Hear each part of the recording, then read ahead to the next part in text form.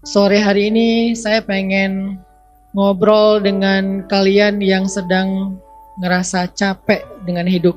Mungkin di antara kalian di sini ada yang capek jadi independent woman. Apa itu independent woman? Aku mah kalau bisa diurusin ya. Saya pengen ngobrol sama kalian yang capek dengan orang-orang yang banyak drama. Capek dengan tipe-tipe orang yang manipulatif di sekitar kita. Yang capek dengan orang-orang yang toksik di sekitar kita. Dan kadang kita ngerasa lelah menghadapi toxic people atau circle yang negatif yang ada di sekitar kita. Tadi lelah jadi independent woman. Kalimatnya gimana? Aku mah kalau ada yang urusin mending diurus ya. Apa itu independent woman ya? Please urus aku gitu kan. Atau lelah menjadi orang yang harus selalu baik kepada orang lain. Pernah nggak, jujur tapi ya, pernah nggak kalian ngerasa lelah jadi orang baik? Saya nggak mau narasi sok-sok ideal yang mengatakan enggak kalau lillahi ta'ala, kita ini manusia. Jujur aja udah. Karena kalau kalian terlalu idealis perfeksionis dan sering mengabaikan sisi-sisi realistis, kalian jadi mengabaikan hak-hak diri kalian sendiri. Seolah-olah aku mah nggak lelah jadi orang baik, aku mah ikhlas lillahi ta'ala. Bentar,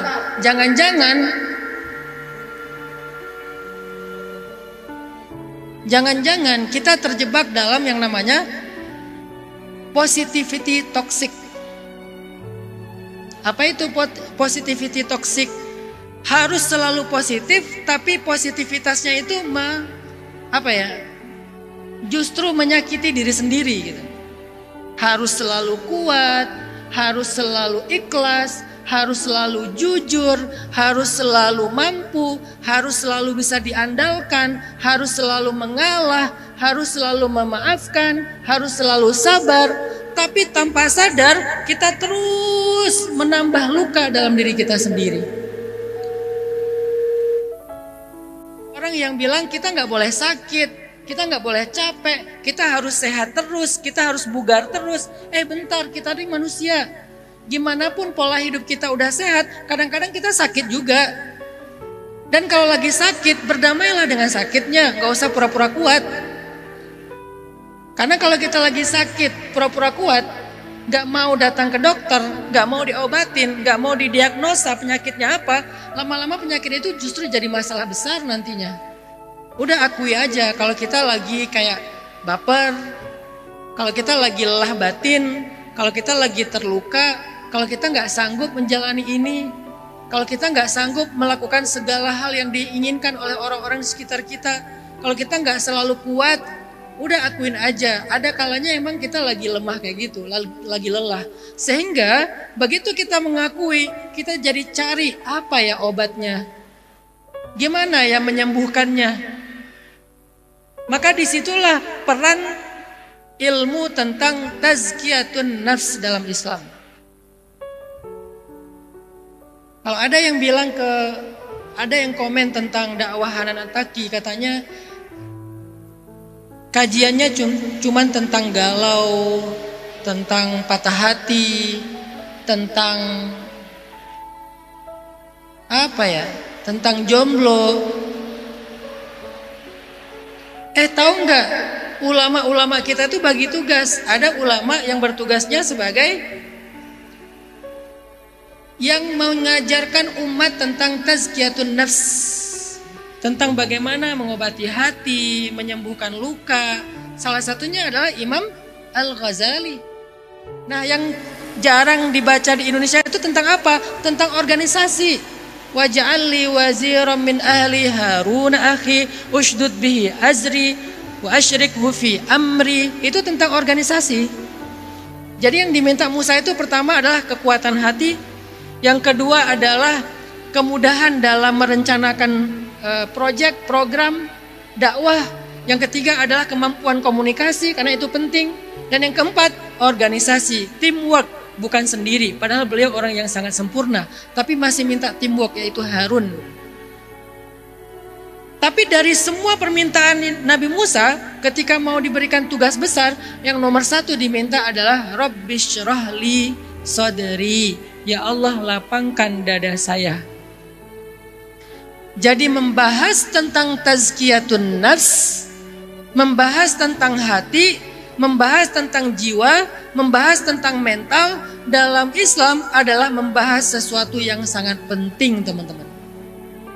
Jadi isu mental, isu hati, isu jiwa, isu mindset itu adalah isu-isu yang penting dalam Islam. Jangan diremehkan dan seolah-olah itu nggak layak dibahas di dalam kajian Islam ataupun taklim. Ini pasti dia mereduksi pemahamannya tentang Islam atau parsial banget pemahamannya tentang Islam.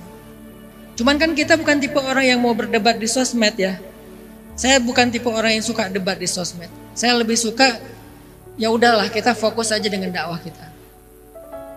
Dasarnya saya sebagai orang Aceh kan diladenin yang kayak gitu-gitu. Orang Aceh kuliah di Mesir, bayang gak sih? Orang Aceh kan belak-belakan kuliah di Mesir. Mesir itu Sumateranya Arab, yang to the point, belak-belakan, vulgar. Mereka ngomong apa adanya, no hard feeling mereka tuh. Jadi enggak yang kalau di Jawa itu kan santun, pelan-pelan, mending diam ya. Apalagi di Sunda. Mungkin karena saya udah kelamaan di Bandung kali ya. Udah 18 tahun di Bandung, jadi kayak ya udahlah gencan ayo. Coba kalau saya baru dari Aceh dulu, mungkin masih wah diladenin. Jadi teman-teman, nggak usah berkecil hati untuk hadir dalam majelis-majelis para ulama, para kiai, para habaib yang banyak mengangkat tentang masalah hati, jiwa, mental, mindset atau pikiran, karena itu penting sekali dalam hidup kita. Kalau itu nggak sehat,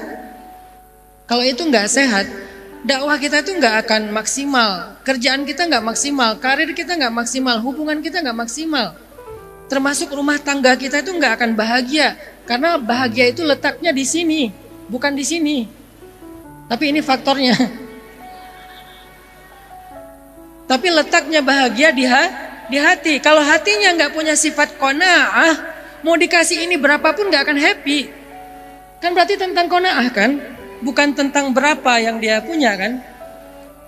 Makanya kalimatnya wala saufa yu'tika rabbuka fatarudha. Ridha itu di hati tempatnya.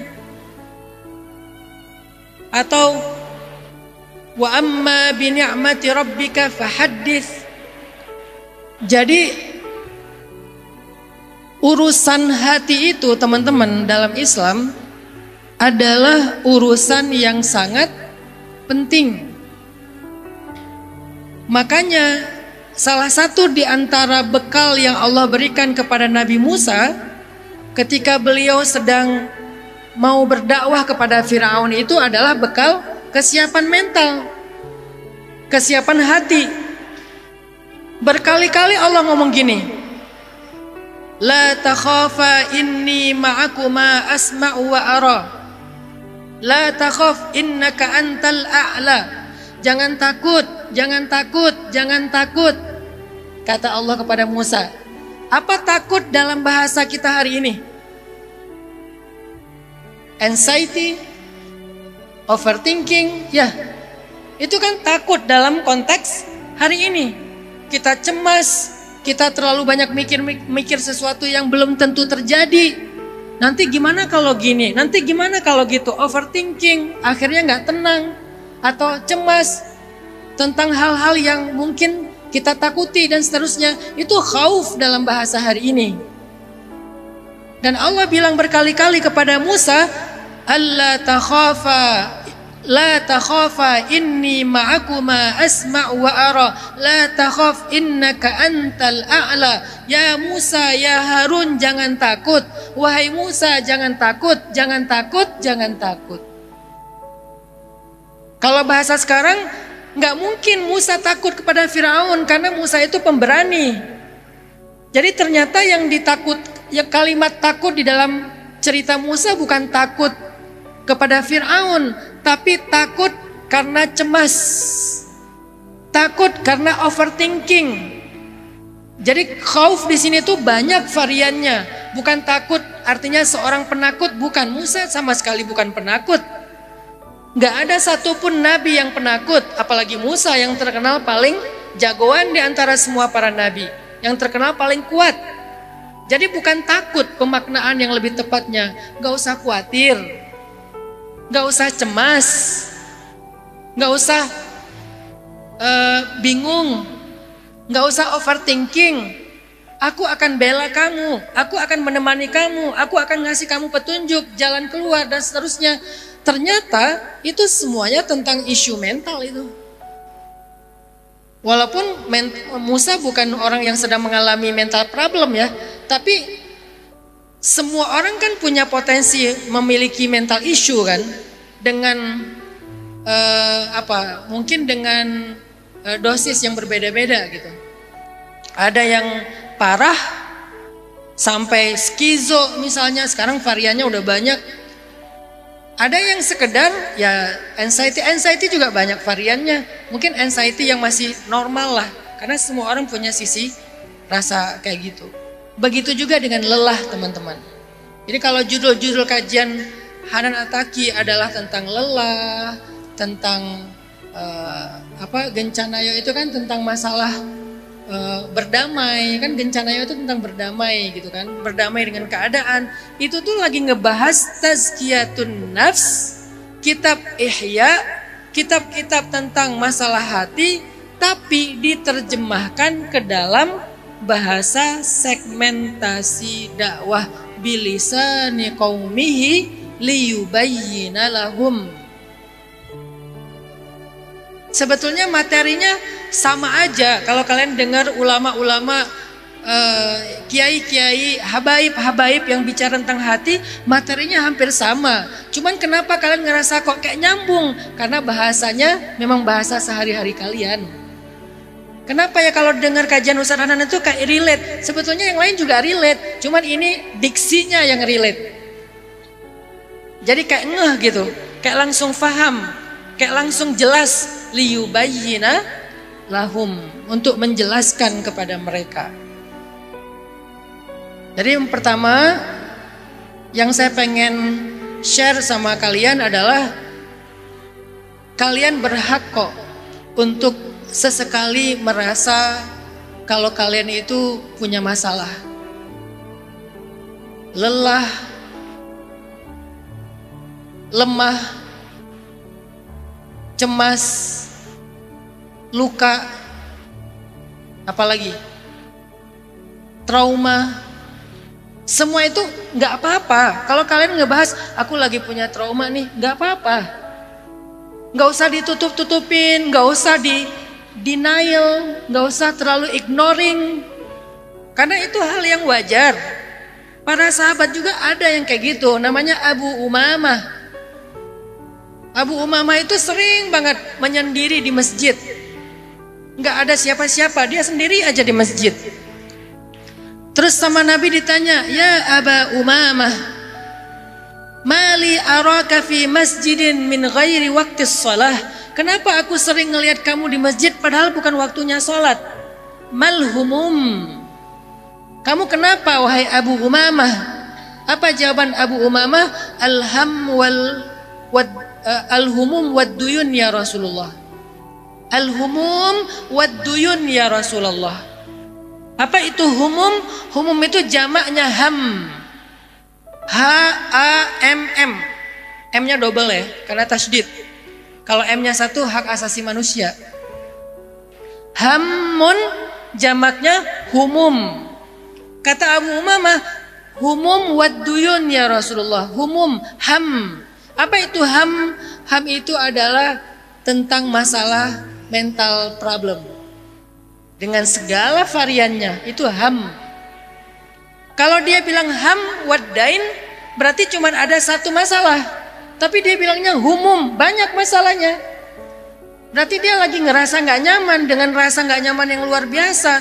Dan itu dirasakan oleh sahabat yang sangat mulia, Abu Umamah. Jadi nggak apa-apa kalau sesekali kita juga kayak Abu Umamah. Sesekali kita kepancing marah seperti Abdullah bin Zubair, ya wajar manusia. Nggak usah terlalu nggak usah terlalu dianggap kayak sesuatu yang berlebihan. Kita bisa kadang-kadang marah, kadang-kadang kita lupa, kadang-kadang apa. Itu semuanya sifat dasar manusia. Lupa. Sama kayak orang lupa. Orang lupa bisa disalahin nggak? Namanya juga lupa kan? Walaupun ada yang lupa yang diharapin. Apa lupa yang diharapin? Melupakan mantan. Itu lupa yang paling diharapin. Kenapa nggak bisa lupa sama mantan? Dilihat terus pakai akun kedua sih. Akun pertama sih udah unfriend ya, tapi akun keduanya masih following. Belum di-delete sih nomornya, makanya bisa muncul lagi dia kalau update status. Udah di-delete. Wah, pengalaman nih kayaknya. Jadi poin pertama yang saya pengen share ke kalian, gak apa-apa. Kalau kalian lagi ngerasa lelah tuh gak apa-apa. Kalian harus berdamai dengan kondisi kalian. Aku capek banget nih.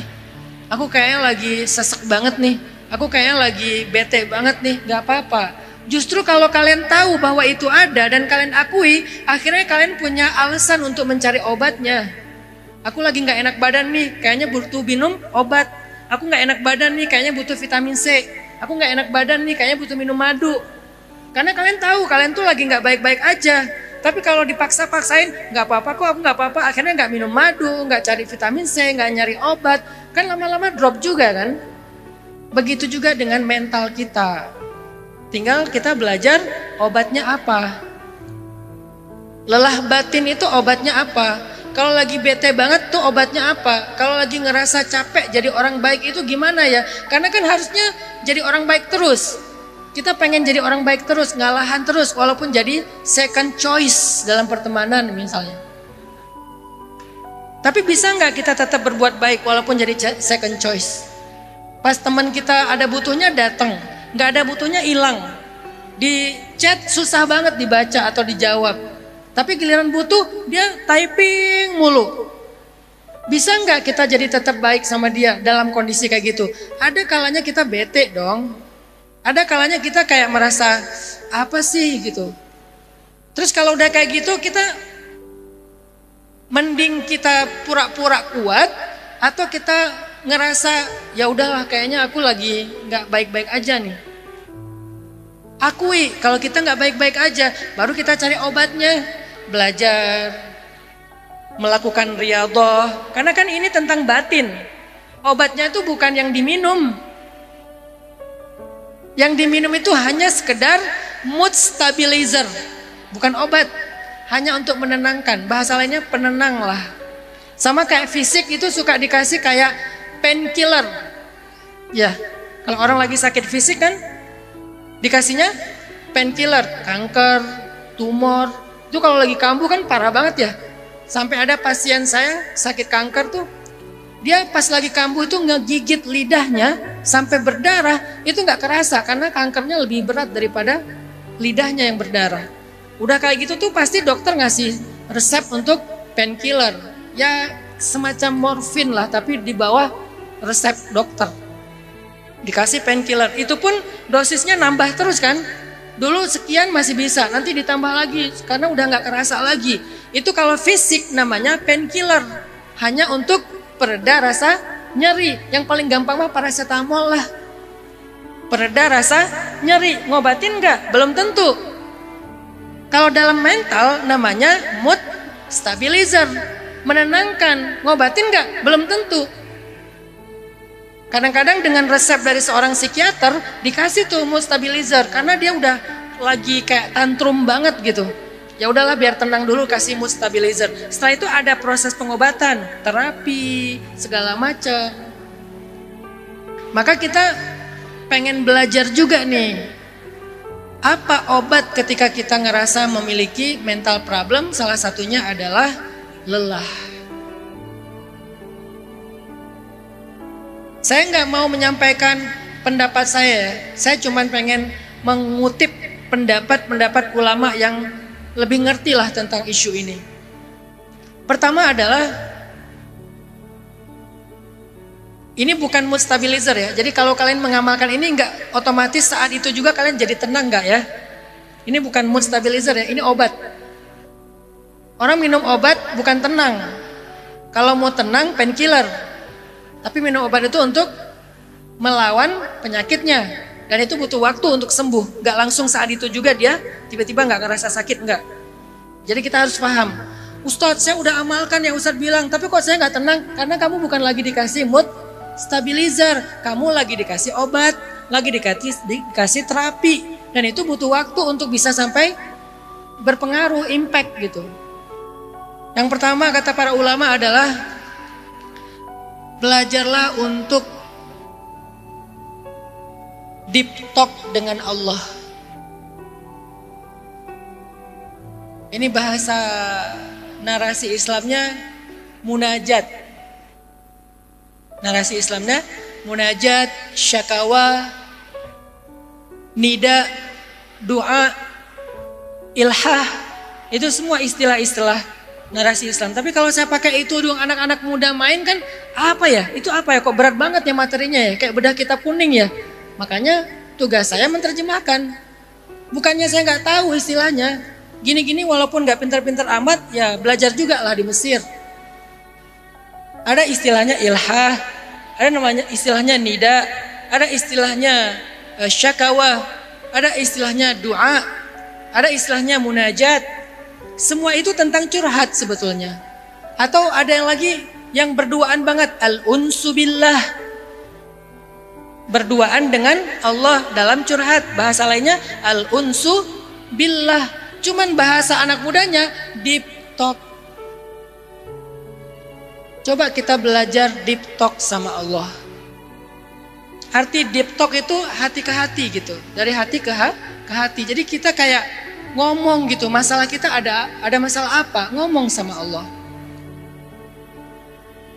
Memang kalau kita deep talk sama Allah itu kita nggak dapat feedback secara verbal.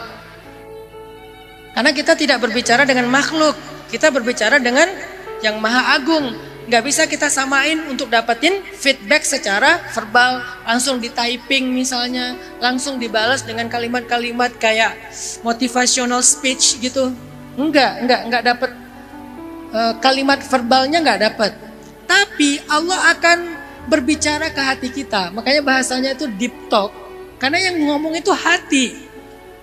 Walaupun kita menggunakan lisan, Allah itu akan ngomong ke hati kita. Dia nggak akan ngomong ke telinga kita. Jadi kita nggak dengar suara Allah. Kita nggak dengar Allah berfirman karena kita bukan nabi. Kalimat itu udah selesai. Ayat-ayat udah selesai turunnya di zaman Nabi Muhammad. Nggak ada lagi ayat setelahnya. Jadi nggak akan turun ayat ketika kita berdoa. Nggak akan. Tapi gimana cara Allah ngomong ke kita? Allah akan berbicara kepada hatimu, bukan telingamu. Yang akan menangkap firman-firman Allah, nasihat-nasihat Allah, motivasi dari Allah, support dari Allah, chat dari Allah adalah hati kita. Makanya disebut dengan deep talk. Coba belajar deep talk sama Allah. Nanti Allah akan ngomong ke hati kalian. Dan ini bukan retorika ya, saya sendiri ngamalin soalnya. Emang Ustadz pernah lelah? Ya pernah lah, namanya juga manusia. Nabi Musa aja gitu, gimana saya? Lelah kenapa Ustadz? Gak usah ditanya itu. Nanti malah saya yang curhat. Viral lagi di Lambe Syariah. Kalau saya lagi ngerasa lelah, kalau saya lagi ngerasa kayak capek, kalau saya lagi ngerasa kayak bete, ilfil, marah, segala macam, terluka, saya akan ngomong sama Allah. Kadang lagi di jalan, kadang lagi di rumah, kadang lagi kayak di alam, di mana aja lah, ngomong sama Allah. Saya akan ngomong kayak saya lagi ngomong sama temen. Kalau kepada manusia, orang yang paling tahu tentang lelah dan rasa nggak nyaman di hati saya itu adalah, pertama adalah istri, kedua adalah anak perempuan saya. Saya nggak pernah curhat ke orang, saya nggak curhat ke apalagi sosial media ya. Saya nggak akan curhat di sosial media. Saya kalau mau deep talk ngomongnya tuh sama anak gadis, sama Aisyah tuh paling sering. Duduk berdua di meja makan, ngobrol. Kadang-kadang nangis bareng, habis nangis ketawa, habis itu selesai. Semalam aja kita habis deep talk juga. Ada Aisyah, Maryam lagi pulang dari sekolahnya karena dia boarding, baru pulang. Sampai jam 12 kita ngobrol bertiga, cerita, curhat, segala macam, deep talk lah. Kadang saya yang dengerin, kadang mereka yang dengerin. Nah, seperti itulah saya berusaha untuk ngobrol kepada Allah. Nggak terlalu jauh beda, nggak sekaku, ya Allah sesungguhnya, nggak perlu sekaku itu juga. Namanya juga curhat kan ya. Ya Allah aku lagi nggak enak hati nih. Ya Allah aku lagi sedih banget nih. Ngomong aja, ngomong, deep talk sama Allah. Karena deep talk sama Allah itu adalah salah satu rahasia datangnya keajaiban dalam kehidupan kita. Kalau kita deep talk sama manusia hanya untuk melegakan hati kita ya. Tapi deep talk sama Allah, selain Allah akan bicara kepada hati kita, Allah sendiri yang akan mencari jalan untuk menolong kita secara ajaib.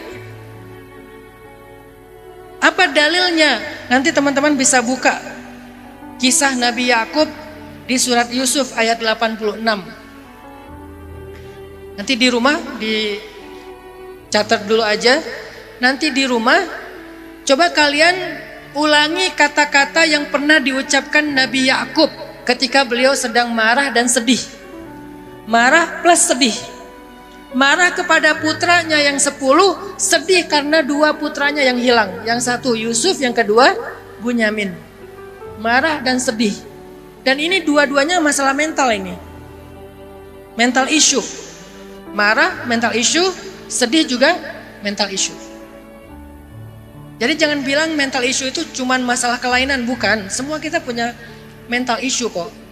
Cuman beda-beda dosisnya. Apa kata-kata Nabi Yakub alaihissalam ketika beliau marah dan sedih? Ini kata-kata beliau. Innama ashku bathi wa huzni ilallah. Innama ashku bathi wa huzni ilallah. Innama ashku. Apa itu ashku? Syakawa. Apa itu syakawa tadi? Deep talk. Bahasa lebih sederhananya curhat. Innama ashku, aku cuman curhatkan. Aku cuman pengen deep talk. Bathi wa huzni, rasa tidak nyamanku, marahku, wa huzni, rasa sedihku, rasa khawatirku. Karena hazan itu dalam bahasa Arab lebih seringnya bukan sedih sebetulnya, tapi khawatir. Kalau sedih itu ham. Makanya ketika Nabi bilang kepada Abu Bakar, la tahzan innallaha ma'ana, itu terjemahan yang lebih tepatnya bukan jangan sedih. Tapi udah terlanjur populer ya. La tahzan itu bukan jangan sedih lebih tepatnya kalau di konteks ayat itu. Tapi kalimat yang lebih tepatnya, terjemahan yang lebih tepatnya adalah jangan khawatir Abu Bakar. La tahzan innallaha ma'ana. Jangan khawatir Abu Bakar, Allah bersama kita. Bukan jangan sedih. Tapi oke lah, udah terlanjur populer. Jadi hazan dalam bahasa Arab lebih sering dipakainya untuk sesuatu yang akan datang. Namanya anxiety tadi. Namanya overthinking. Kalau hamun untuk sesuatu yang sudah lewat. Namanya sedih, trauma, luka. Makanya hadisnya Allahumma inni a'udzubika minal hammi wal hazan. Minal hammi wal hazan. Dari rasa nggak nyaman tentang masa lalu dan rasa nggak nyaman tentang masa depan. Rasa nggak nyaman tentang masa lalu, bahasa Arabnya hammun. Bahasa mentalnya adalah trauma dan sedih. Rasa nggak nyaman tentang masa depan, bahasa Arabnya hazanun. Bahasa mentalnya adalah anxiety dan overthinking. Ini yang sederhana, banyak lagi istilah-istilah yang lebih detail.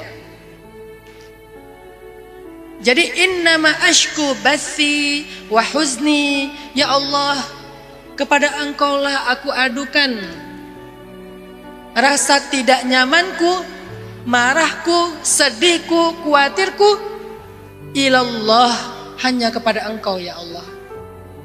Jadi kata-kata innama itu menunjukkan bahwa Nabi Yakub nggak ngomong ke siapa-siapa. Dulu ketika saya sempat baca buku S2-nya Umi Hanin, karena kan kita sama-sama tafsir ya di Al-Azhar ya, ngambil jurusan tafsir Al-Quran. Cuman dia lanjut S2, saya main. Jadi pas dia kuliah saya cuma nganterin, habis dia masuk ke kelas, saya nyari-nyari spot yang keren, foto-foto, bikin konten, nulis, nongkrong di kafe, beda gaya hidup lah. Karena saya senangnya memang anak main banget lah dari dulu. Kalau dia anak akademik. Saya baca tuh buku tentang rahasia-rahasia pemilihan huruf dan kata di dalam Al-Quran. Tebel bukunya. Judulnya Mughnil Labib. Itu salah satu buku referensi S2 Al-Azhar jurusan tafsir. Dibahas kenapa ada kata-kata dzalika, kenapa ada alif lam, kenapa nggak ada alif lam, kenapa innama dan seterusnya. Itu dibahas banget dalam sastra Al-Quran. Kata innama ashku bathi wa huzni ilallah. Kata innama itu artinya Nabi Yakub itu nggak curhat kemana-mana. Gak curhat ke tetangga, gak curhat ke WA, gak curhat ke IG, gak curhat ke TikTok, gak curhat ke story, gak curhat kepada siapapun. Innama ashku bathi wa huzni, cuman ilallah, kepada Allah saja. Kenapa Ustadz bahas itu? Karena itulah rahasianya. Semakin banyak rahasia yang kalian nyatakan kepada manusia, semakin sedikit keajaiban yang terjadi dalam hidup kalian. Ini quote of the day. Semakin banyak orang tahu rahasia kalian, semakin sedikit keajaiban dalam hidup kalian. Mau diulang? Jangan lupa ngetek ya. Dan jangan lupa pakai filter. Biar nggak terlalu dof ya. Rahasia dari keajaiban Nabi Yakub, Nabi Musa dan para anbiya dalam hidup mereka adalah rahasia mereka nggak ada yang tahu kecuali Allah. Sehingga quote dari saya adalah semakin banyak yang tahu rahasia kalian, semakin sedikit keajaiban dalam hidup kalian. Semakin gak ada yang tahu rahasia kalian kecuali Allah, maka semakin ajaib kehidupan kalian. Maka cobalah memiliki intimate dengan Allah. Apa intimatenya? Kedekatan yang luar biasa. Salah satu ciri-ciri kedekatan kalian dengan Allah itu adalah cuman Allah yang tahu rahasia kalian. Kalau kita cerita kemana-mana kan rahasia itu gak berharga lagi kan? Misalnya nih, kita ngomong sama teman kita, ini cuma sama kamu ya, aku kasih tahu rahasia ini. Kan dia ngerasa kayak, dia menghargai aku banget ya. Aku ternyata seseorang yang penting ya bagi dia, sehingga dia kasih tahu aku rahasia. Akhirnya karena kita dihargai, kita pengen bantu dia. Kita pengen habis-habisan, kita akan loyal sama dia, karena dia kayak ngasih kita kepercayaan. Dia menghargai kita, dia ngasih rahasia besar dia kepada kita. Yang pas kita tanya, kamu cerita ke siapa aja tentang ini? Gak ke siapa-siapa kecuali kamu doang, cuman kamu yang tahu ini. Itu kan kita kayak ngerasa bahagia banget ya. Maka itulah Allah. Kalau kita punya banyak rahasia dan rahasia itu yang tahu cuman Allah, maka Allah akan tunjukkan banyak keajaiban dalam hidup kita. Dan itulah ciri-ciri intimate-nya kita dengan Allah. Bahasa Arabnya intimate adalah al-unsu billah. Nanti kalian boleh cari yang ngerti bahasa Arab, silakan klik tentang rahasia-rahasia al-unsu billah dalam Islam. Itu banyak banget itu. Ngeri-ngeri. keajaiban-keajaiban al-unsubillah. Dan salah satu ciri-ciri al-unsubillah, intimate-nya kita dengan Allah, cuman Allah yang tahu masalah saya. Temen bahkan gak tahu, kadang-kadang bahkan pasangan pun gak tahu. Walaupun gak semuanya ya. Tapi ada hal yang bahkan pasangan aja gak tahu. Apalagi orang lain. Cuman Allah yang tahu. Masa lalu saya cuman Allah yang tahu. Kekurangan-kekurangan aib saya cuman Allah yang tahu. Keluh kesah saya cuman Allah yang tahu. Kenapa kok ngasih taunya ke Allah? Karena hasbi Allah. Bagi saya Allah udah cukup. Dalam bahasa Nabi Yakub, innama. Udah gak ada yang lain, udah itu aja. Ternyata itu rahasianya teman-teman. Innama ashku bathi wa huzni ilallah. Kalau kalian bisa kayak gini, innama dalam tanda kurung satu-satunya atau gak ada yang lain, kalian curhat cuman kepada Allah, kalian berkeluh kesah cuman di atas sajadah, kalian lelah lalu kalian tidurnya di atas sajadah, maka insya Allah akan terjadi banyak keajaiban dalam hidup kalian. Pertama, Allah akan sembuhkan luka kalian. Allah akan hibur kalian. Karena Allah itu Al-Jabbar. Rabbighfirli warhamni wajburni. Ya Allah, sembuhkan sedih saya, hibur sedih saya. Itu kalimat wajburni yang sekarang populer dengan istilah mengamalkan doa Al-Jabbar ya. Allah akan sembuhkan, Allah akan hibur kalian.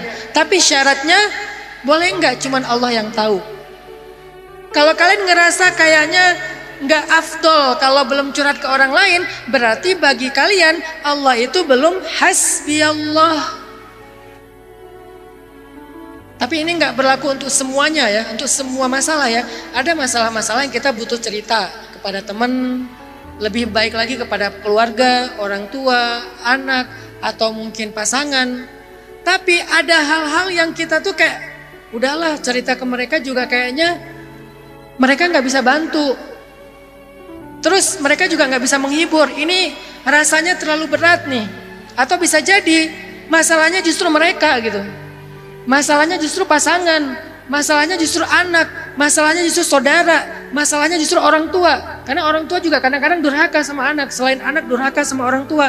Terus gimana? Curhat sama Allah. Deep talk sama Allah. Innama ashku bathi wa huzni ilallah. Kemudian apa yang terjadi?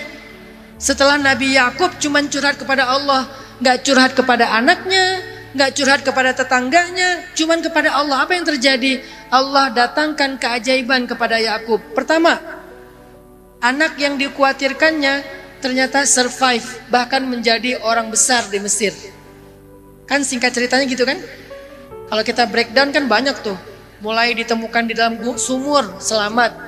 Kemudian digoda cewek, selamat. Masuk penjara, selamat. Diuji dengan tafsir mimpi, selamat. Satu persatu Allah dibantu, sampai puncaknya anaknya Yakub menjadi orang yang sangat istimewa, mulia, dan berpengaruh di negeri Mesir. Itu hasil apa? Hasil innama ashku bathi wa huzni ilallah. Apalagi keajaiban yang terjadi? Anak-anaknya yang tadinya 10 ini adalah anak-anak yang problematik. Kan 10 ini problematik nih. Saking irinya kepada saudara sampai pengen bunuh saudara, kan problematik banget. Tiba-tiba mereka dapat hidayah. Jadi anak-anak yang solih, jadi anak-anak yang akur. Endingnya 12 anak Yakub semuanya akur-akur di antara saudaranya. Seolah-olah gak pernah punya iri dengki di hatinya, benar-benar bersih hati mereka. Itu hasil apa? Innama ashku bathi wa huzni ilallah. Gak ada yang mustahil. Hari ini banyak ayah yang putus asa tentang anaknya. Kok anak saya gak berubah-berubah ya? Kok anak saya bandel ya? Nakal ya? Gak sukses ya? Gagal ya? Kenapa gak ada keajaiban dalam kehidupan dia dan keluarganya? Karena dia belum curhat hanya kepada Allah saja. Apa masalah kita? Kenapa ya suami saya nggak berubah-berubah, temperamen, Suami saya begini, suami saya begitu, istri saya orangnya cemburuan, istri saya baperan. Mau terjadi keajaiban, tiba-tiba pasangan kita berubah. Innama ashku bathi wa huzni ilallah.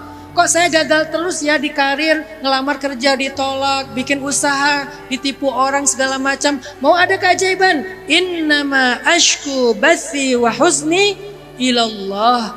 Deep talk hanya kepada Allah saja. Dan belajarlah merasa hasbi Allah, cukup kok, nggak kurang. Ngomong kepada Allah doang udah cukup. Kalau harus ngomong kepada manusia, bukan karena ngerasa Allah kurang, lebih kepada diskusi atau kayak misalnya ibaratnya kayak orang minta tolong lah. Tapi nggak ngerasa bahwa dia yang nolong kita, nggak, tetap Allah. Di hati nggak merasa kurang tuh. Tapi kalau nggak ada kebutuhan untuk diskusi dan minta tolong, ya udah nggak usah curhat. Coba, apa manfaatnya kita curhat di sosmed? Emang orang di netizen bisa nolongin kita? Enggak kan? Berarti nggak butuh. Kalau ke psikiater butuh karena dia ahli. Psikolog butuh karena dia ngerti. Konselor butuh karena dia orang udah ngerti cara mendengar. Pasangan butuh karena dia yang paling kenal kita. Tapi orang lain di WA status, di sosmed, apa yang mereka bisa lakukan kalau kita curhat? Nggak bisa apa-apa, maka tidak. Kenapa harus kita sampaikan kepada mereka? Validasi kah? Butuh kayak diakui kalau kita ini korban, playing victim? Apa untungnya validasi dan playing victim dari netizen? Apalagi netizen yang maha tahu itu. Yang mereka kadang lebih tahu daripada yang buat konten gitu ya. Maka belajarlah merasa hasbi Allah. Allah udah cukup. Allah udah cukup. Itu obat pertama atau exercise pertama, terapi pertama yang diajarkan ulama yang ada di dalam surat Yusuf ayat 86. Udahlah, serahin aja kepada Allah. Apa masalah kita? Serahin sama Allah. Atau kita bisa baca juga di surat Ghafir ayat 44. Ini kata-kata Nabi Musa. Surat Ghafir ayat 44. Wa ufawwidu amri ilallah. Wa ufawwidu amri ilallah. Tahu enggak? Wa ufawwid itu artinya apa? Akar katanya mirip dengan faidhan. Faidhan itu bahasa Indonesianya air bah. Banjir bandang. Itu bahasa Arabnya faidhan. Jadi wa ufawwidu amri ilallah. Maaf ya saya bahasnya kayak gini karena di masjid ya. Jadi biar lebih ngaji lah ibaratnya. Wa ufawwidu amri ilallah artinya aku serahkan semuanya kayak air bah tuh. Habis-habisan diserahin. Kayak orang kena banjir bandang tuh gimana? Banjir bandang kan datangnya tuh tiba-tiba banyak, nggak ada henti-hentinya kan gitu kan? Nah itu akar katanya sama tuh. Wa ufawwidu amri ilallah. Semua urusan saya serahin ke Allah. Itu Nabi Musa yang ngomong kayak gitu. Makanya terjadilah keajaiban. Karena Nabi Musa udah deep talk kepada Allah. Akhirnya keajaibannya apa? Keajaibannya banyak. Mulai dari katak, belalang, kemudian laut terbelah, kemudian manna wassalwa, kemudian negeri al-muqaddasah, banyak keajaiban yang Allah berikan kepada, kemudian keluar 12 mata air. Kenapa keajaiban-keajaiban itu terjadi dalam kehidupan Nabi Yakub dan Nabi Musa? Karena innama ashku bathi wa huzni ilallah wa ufawwidu amri ilallah. Emang deep talk banget mereka sama Allah. Siang mereka berdakwah, dakwah kita terjemahkan karir. Malam, sedikit lagi ya, materinya masih penting. Siang mereka berdakwah, bahasa kitanya karir. Malamnya mereka minta sama Allah. Ya Allah, aku serahkan urusanku kepada Engkau. Ya Allah, aku serahkan hajatku kepada Engkau. Gitu. Sebetulnya ada beberapa terapi sih, karena kata panitia waktunya udah habis. Saya cuma bisa share satu hari ini. Insya Allah next time kita share lagi atau di sosmed saya. Kalau kalian lagi ngerasa lelah, capek dengan dunia, obatnya itu ada di langit. Nggak ada di bumi. Obat di bumi itu untuk penyakit fisik. Kenapa? Karena fisik kita diciptakan dari tanah, obatnya ada di tanah. Tapi jiwa kita diciptakan di langit, obatnya di langit. Kan kita terdiri dari dua kan, jasad dan roh. Jasad diciptakan dari tanah, makanya semua obat-obat penyakit fisik kita ada di tanah. Baik yang herbal ataupun yang udah dikonvert menjadi obat-obat medis, tapi kan dari tanah. Sedangkan roh kita, jiwa kita diciptakan di langit, sehingga obatnya ada di langit. Salah satunya adalah diptok sama Allah. Innama ashku bathi wa huzni ilallah wa ufawwidu amri ilallah. Allahu alam. Barakallahu li wa lakum. أعوذ بالله من الشيطان الرجيم بسم الله الرحمن الرحيم اللهم لك الحمد عدد خلقك ولك الحمد زينة عرشك ولك الحمد مداد كلماتك ولك الحمد يا حبيبنا حتى ترضى ولك الحمد إذا رضيت ولك الحمد بعد الرضا اللهم صل على سيدنا محمد في الأولين وصل على سيدنا محمد في الآخرين وصل وسلم وبارك على سيدنا محمد في الملأ الأعلى إلى يوم الدين اللهم إنا نعوذ بك من الهم والحزن ومن العجز والكسل ومن الجبن والبخل ومن غلبة الدين وقهر الرجال يا حي يا قيوم برحمتك نستغيث أصلح لنا شأننا كله ولا تكلنا إلى أنفسنا طرفة عين ربنا آتنا من لدنك رحمة وهيئ لنا من أمرنا رشدا واجعل لنا من كل ضيق مخرجا ومن كل هم فرجا ومن كل عسر يسرا ربنا آتنا في الدنيا حسنة وفي الآخرة حسنة وقنا عذاب النار وأدخلنا الجنة مع الأبرار يا عزيز يا غفار يا رب العالمين